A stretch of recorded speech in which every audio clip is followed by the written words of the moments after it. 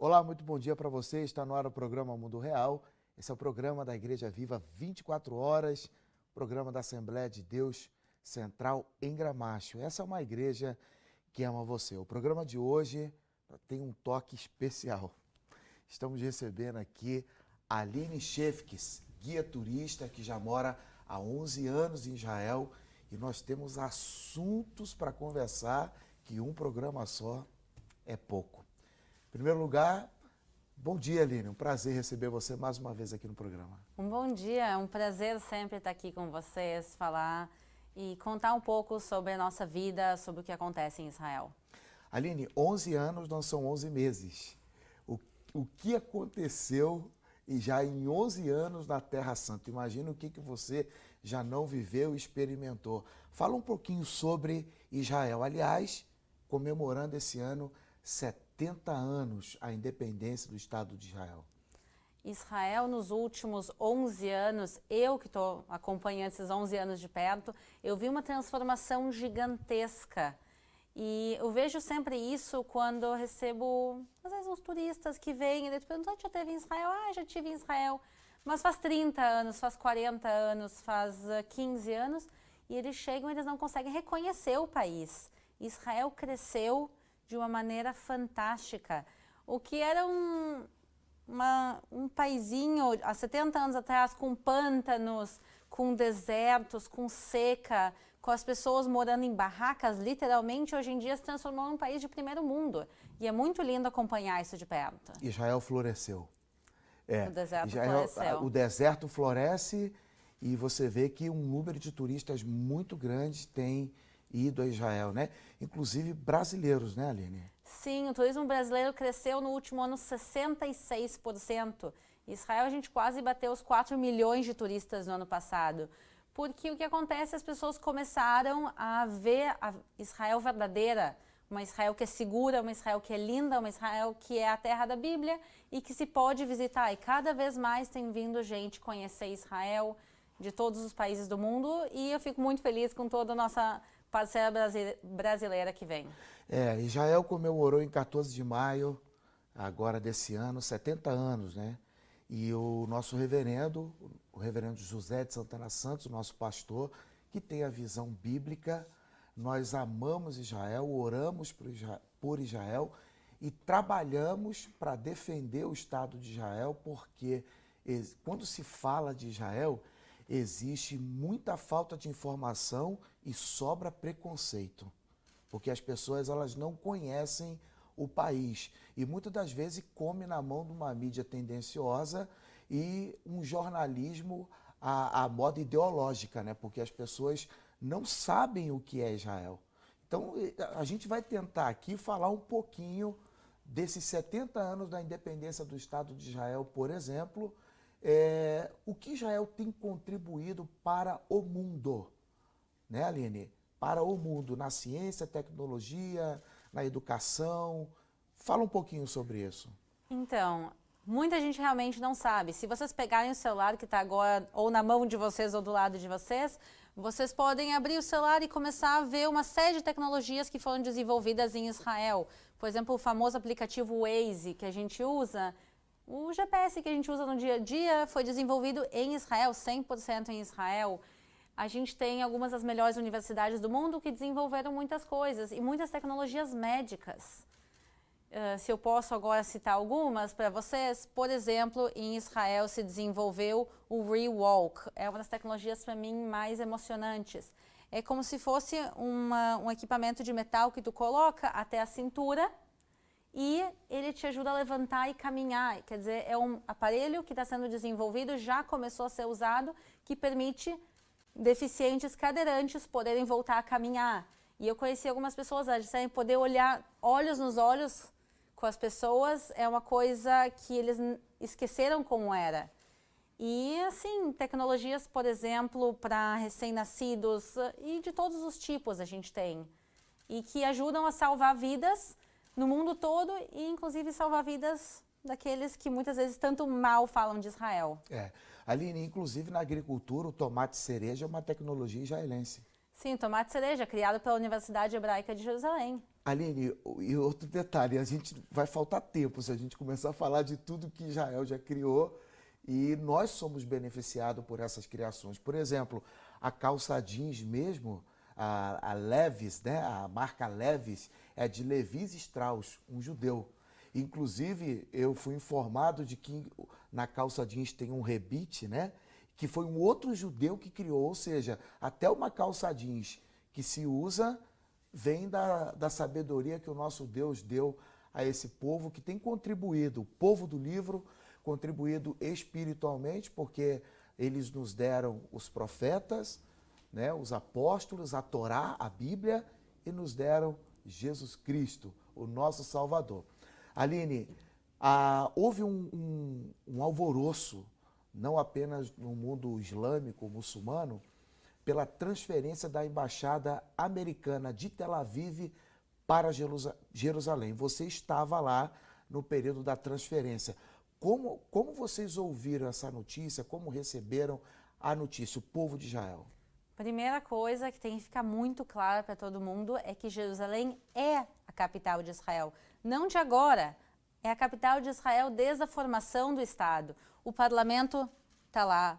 O primeiro-ministro, o presidente, todo o governo em Israel acontece de Jerusalém e sempre aconteceu. A diferença é que a ONU e alguns países do mundo não reconheciam Jerusalém como a nossa capital e agora fico muito feliz pelo anúncio dos Estados Unidos de finalmente reconhecer Jerusalém como a capital eterna do povo judeu e transferir a sua embaixada para Jerusalém. Então, a decisão americana da transferência, Aline, significa que não alterou a realidade, na verdade, ratificou. Exatamente. A realidade é uma. Jerusalém é a nossa capital. A gente considera como a nossa capital desde o início e, por isso, dói muito ver os países no mundo, ver muitos brasileiros achando, às vezes, que Tel Aviv é a nossa capital. Não é.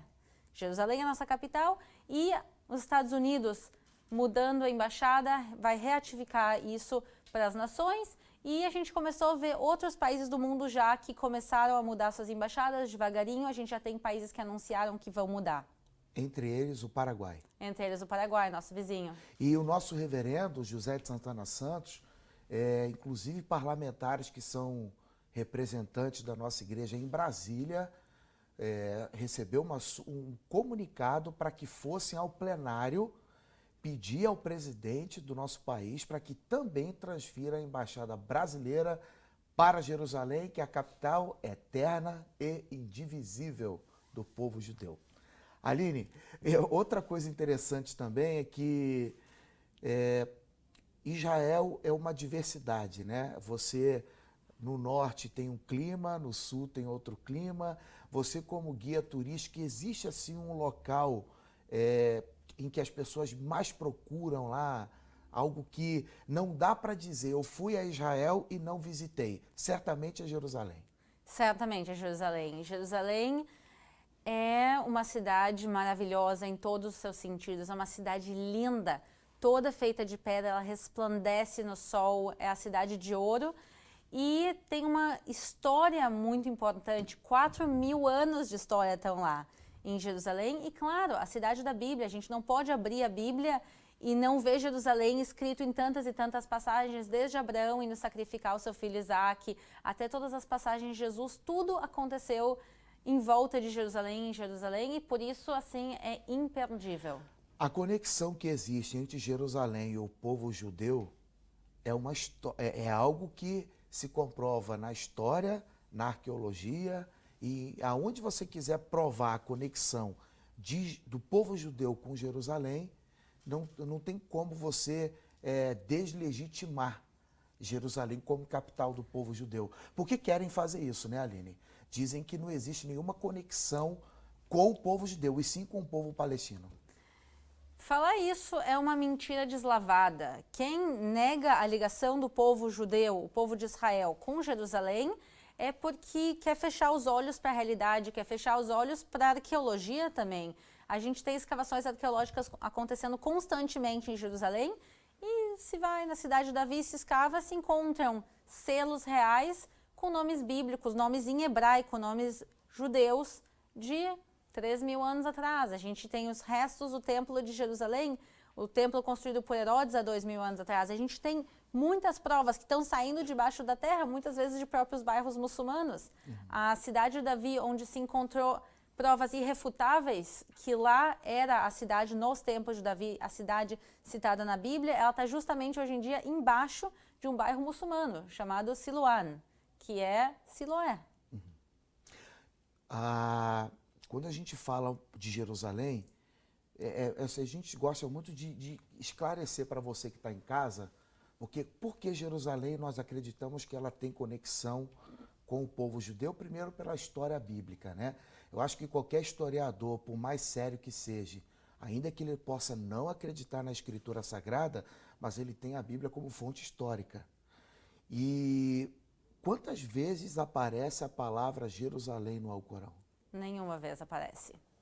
E na Bíblia? Mais de 600 vezes. Se eu não me engano, 600, 800 vezes. Então significa que não tem como negar.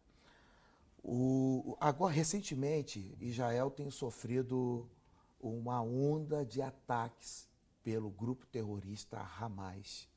Nós temos esfaqueamento em Afula, depois um soldado israelense foi apedrejado por um pedaço de mármore na Cisjordânia numa operação em Ramala. Ele infelizmente morreu.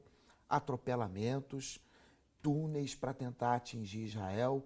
Inclusive a gente tem até uns vídeos aí e a gente quer até pedir para o Maurício colocar das pipas. E Aline, e por último, pipas incendiárias que estão destruindo a agricultura, a fauna de Israel.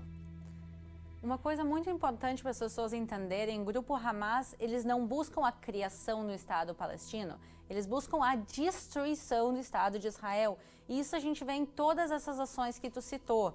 A última delas, como a gente está vendo no vídeo agora, são as pipas incendiárias. A gente vê que o Hamas está se encontrando praticamente sem meios de atacar Israel. Eles estão buscando de uma maneira desesperada atacar Israel e atacar os civis.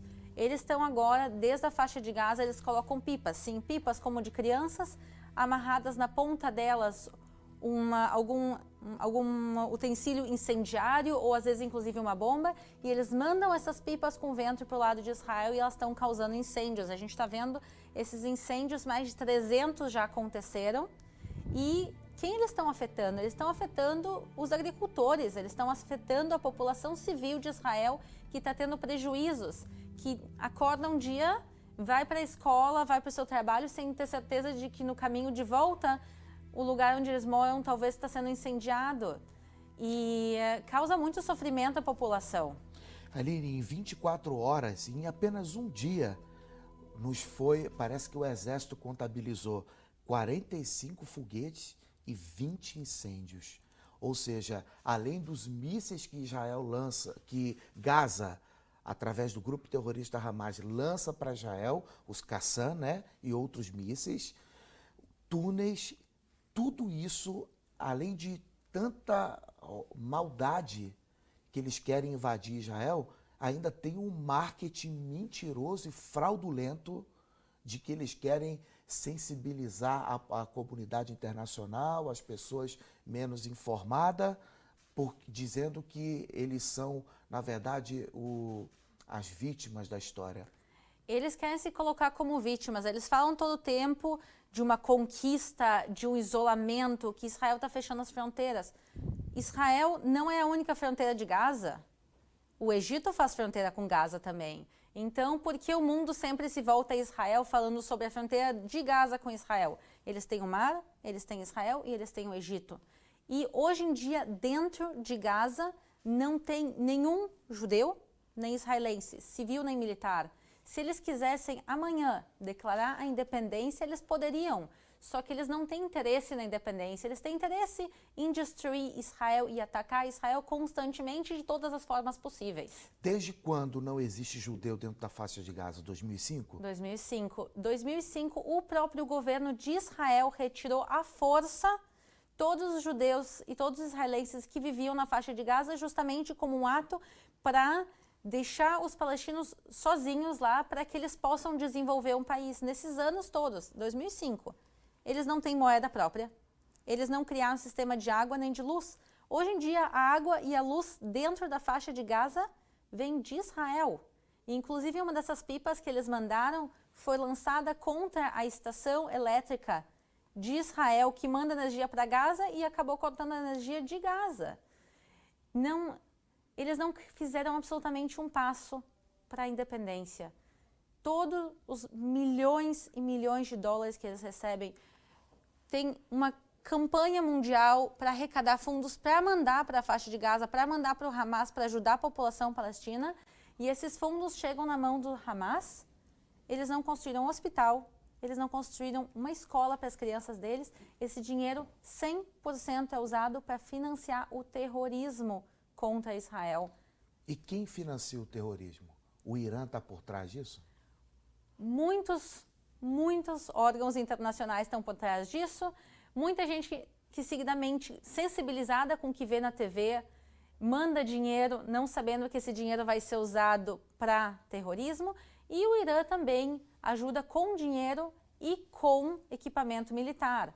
A gente sabe que quando no Egito tinha um grupo também terrorista dominando o Egito, que era a Irmandade Muçulmana, eles abriram as fronteiras entre o Egito e Gaza e através do Egito chegaram mísseis de longo alcance desde o Irã até a faixa de Gaza através do Egito. Quem é o alvo de Israel? Porque quando Israel faz uma operação, a Força Aérea Israelense, eles têm um alvo definido. Normalmente, eles não atacam. O Israel, até onde nós sabemos, eles mandam bilhetes, né, pedindo para a população civil evacuar, porque eles vão atingir alvos militares. O objetivo de Israel é destruir a infraestrutura do terrorismo dentro da faixa de Gaza, que é o Hamas. Terroristas e instalações terroristas, só. A gente não tem interesse nenhum na morte de crianças inocentes. Tem crianças que vivem na faixa de Gaza, tem mulheres, tem idosos que eles não são culpados pelo que estão acontecendo, eles não deveriam estar sofrendo como eles estão sofrendo por causa do Hamas. E quando a gente vê todos os ataques do Hamas a Israel, eles não têm critério nenhum, eles vão incendiar, eles vão jogar mísseis contra cidades, contra escolas e eles buscam atingir qualquer pessoa do lado israelense, inclusive às vezes muçulmanos do lado israelense estão morrendo. Uma zona de conflito como é a faixa de Gaza, a fronteira ali, não é lugar para ter criança. Então, olha como é que eles usam, eles querem demonizar Israel, mas na verdade, eu acho que a ONU e todas as instituições deveriam se virar contra o terrorismo, contra o Hamas, porque a própria população palestina é refém do Hamas. É lugar de colocar uma criança na faixa de Gaza, na fronteira. Na marcha do retorno, nós vimos vídeo de pais empurrando os filhos para enfrentar os soldados israelenses. Às vezes, para a gente, soa inimaginável que um pai vai empurrar à força um filho para uma zona de guerra para ser atingido por Israel. Mas o que acontece na realidade é um pai, uma família que tem um filho morto por Israel, por conflito, por estar lutando pela causa palestina.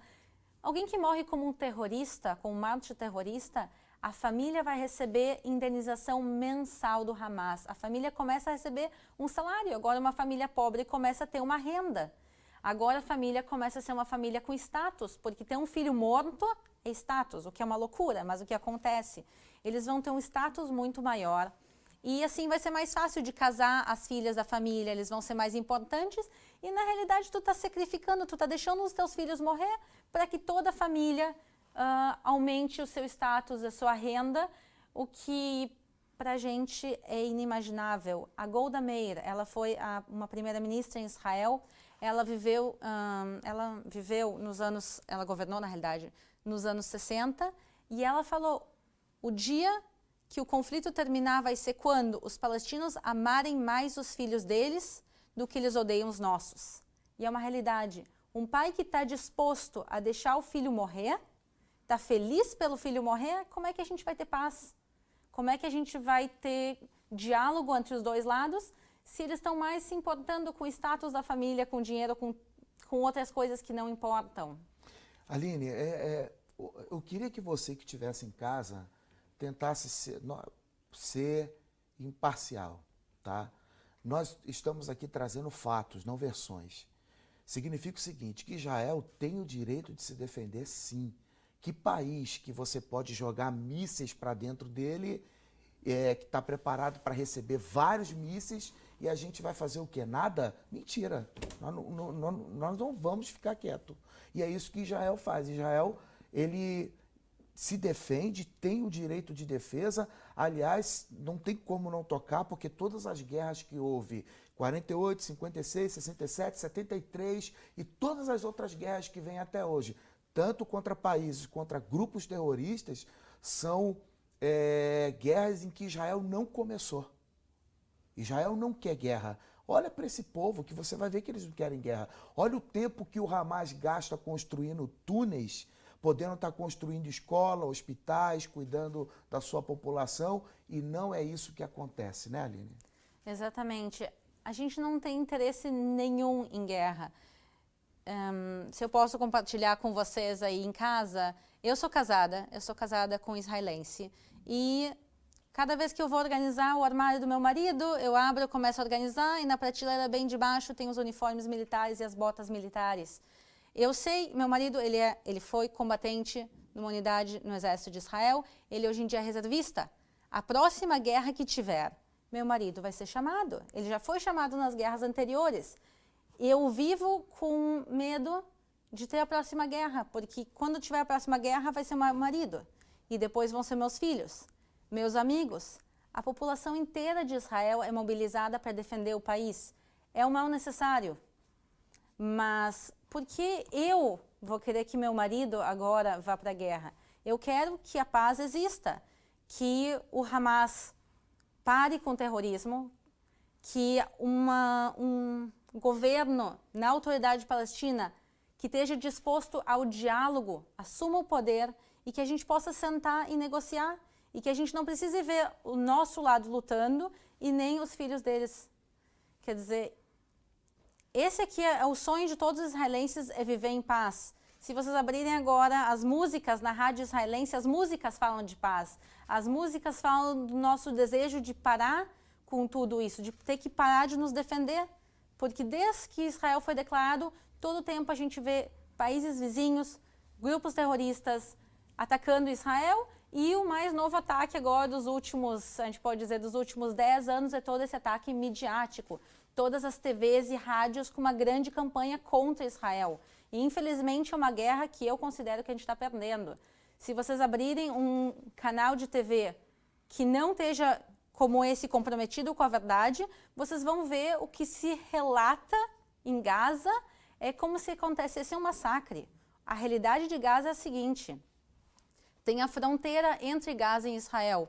Do lado israelense, tem populações vivendo, tem escolas, tem cidades, e agora a gente vê centenas de pessoas correndo do lado de Gaza, cruzando a fronteira, que hoje em dia é uma cerca, não, na realidade não é um muro, é uma cerca, e eles tentam cortar a cerca e passar para o lado israelense, agora entrar em escolas, esfaquear, colocar bombas para os carros militares israelenses e entrar metralhando em kibbutz, em comunidades, e por isso Israel não permite que se cruze a fronteira. Israel diz claramente, quem chegar até a cerca, a gente não tem outra opção a não ser afastar vocês.